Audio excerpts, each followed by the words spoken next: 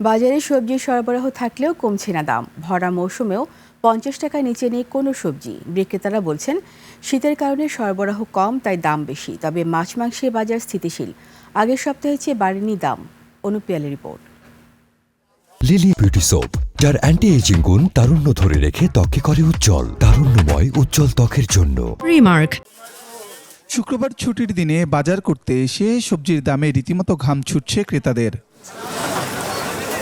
তারা বলছেন ভরা মৌসুমেও সবজির দাম আকাশচুম্বী। বাজারে শীতকালীন সবজি মূলা আজ বিক্রি হচ্ছে 50 টাকায়, ফুলকপি 50, বাঁধাকপি 50, পটল 180 টাকা, কুমড়া 80 টাকা, লাউ 140 থেকে 150 টাকায় বিক্রি হচ্ছে।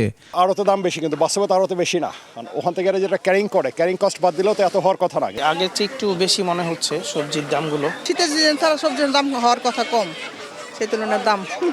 বিক্রেতাদের দাবি, শীতের কুয়াশায় সবজি নষ্ট হয়ে গেছে, যার ফলে সরবরাহ কম, ফলে দাম বেশি। বকুলি চলতেছে 50-60, লাল শাক পালং শাক এগুলো আপনার 15 গাড়ি চলতেছে। ডিম 50, বেগুন 60 থেকে 100 পর্যন্ত আছে, লেবু 40 টাকা, শসা 100 টাকা। আমদানি কমে গেলে একটু দাম বেশি, যখন আমদানি হয় তখন একটু দাম কম থাকে। ছুটির দিনে মাছ মাংসের বাজারেও ছিল ক্রেতাদের ভিড়।